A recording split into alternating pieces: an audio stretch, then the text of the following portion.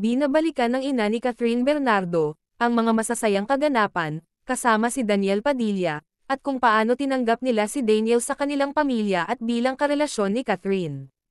Narito ang buong video. Mo yun, parang hindi na napapahinga. Pag na dumadating si DJ dito, nagugulat. O ano na naman yan? Si Kat, hindi siya showy. Pag-uusapan niyo pa ng paulit-ulit kung worth it ba to or hindi. Oo. Yun. Kay Catherine, dati, Tita, what's the best trait about DJ? Bakit pagdating kay DJ, nung una naman parang hindi naman talaga yung oong-oo agad, if I can remember it right. Diba? Parang pinagdaanan naman nila yung usual route ng panliligaw din sa mommy. Oo. Kasi kung akala nyo na parang okay na okay lahat, parang hindi. Parang may atraso pang, parang hindi pa ata niya patawad talaga. Ma'am Ski, ikaw yung may kasalanan nun eh. Ma'am Ski, guys, para malaman nyo, yung ni Kat and DJ, ang gumawa ng pagtakas nun, ito, yan lalaki na yan. Kaya yun. Hindi alam ni Tita Min. At saan? Doon sa bahay ni Ma'am Ski. O diba?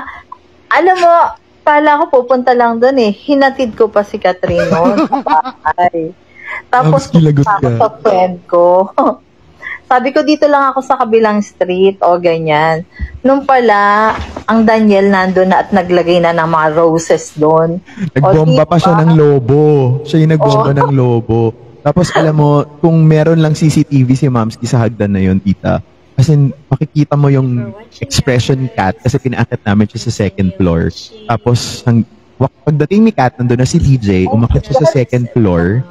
Tapos sabi ko, Kat, akit ka muna doon, tingnan mo yung second floor. Tapos nung nasa taas si Kat, saka nag-set up si DJ in like 10 to 15 minutes lang ata doon sa baba. Tapos nandun na yung mga petals doon sa hagdan and everything. Tapos sabi na, Kat, baba ka na. Tapos nag-freak out na si Kat, oh my God, mga ganyan na siya. Anong nangyayari? Parang ganun. Ayun na po. Oh guys, private na po yung oh yeah. So, yun nga. What's the best trait about DJ? Nung nakita mo na, okay na. Pwede ko nang ipagkatiwala si Catherine. But he earned it eh. Di ba alam naman natin si DJ, parang di ba sabi nila, Padilla look, playboy o ganyan. Pero nakita naman natin yung good side niya talaga. Yeah. Siyempre, lahat. At saka tama na may sinabi ni DJ, no, na hindi naman pinagdaanan niya lahat. Yun, nanligaw siya. Yeah. Kahit wala siyang kotse. Wala Oh my God, naaalala ko pa yung mga panahon na yun. Oo. Yun. Ayun, talaga namang nakita naman natin na mabait na tao naman siya. Tsaka sabi nga nila, pag ang lalaki mabait sa magulang, lalo na sa nanay, magiging mabait na husband yan. Yes. And nakita naman natin how he loves Tita Carla. At talagang, even naman before, di ba Tita Mina nag-start, yung supporta ni DJ sa mom niya, nung walang-wala pa, is there. Nakita natin yun talaga yung hardships din na pinagdaanan. So, he deserved it. Tsaka lahat ang laki ng naitulong ni DJ sa lahat sa kanila. Yes. Priority nga niya yun eh. Bago sa kanya, sa kanila muna, di ba? Alam natin yan. Correct. Siguro pinagpapala.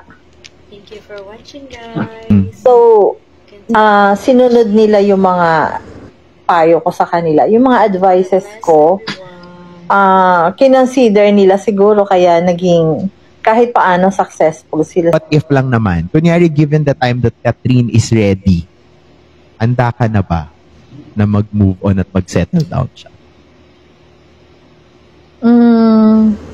Well, lahat naman sa mga anak ko, sabi ko nga, age 25 okay na. Kasi parang pagka while lumalaki yung anak nila, parang barkada nila. Yung ganun ba? Kasi ako 19, ako nagkaasawa. Nagka-baby ako. 19 din ako. So, si Tin, para kaming magkapatid lang. Then, si Ate Kay, kahit na from 4 years ang gap nila ni Tin. Pero 20, ilan ako nun? 23? 23 lang. Yes. Pang din ako nun. Ang sarap kasi ng makakasabay mo sila. Mahaba-haba pa yung maibigay mo. Yung makasama mo sila. Yeah. Kesa naman pagtanda, pagka oldies ka na, tsaka ka magkaka-baby, parang hindi okay. Sa akin okay yung sana 25, sana. Ilan taon na si Kat ngayon? Kasi si Catherine 25. 25. Nagwawala na po yung mga tao sa baba. Nagwawala po sila sa sagot ninyo. Grabe po kayo. Relax lang guys. Hindi po namin sinasabing ikakasal na.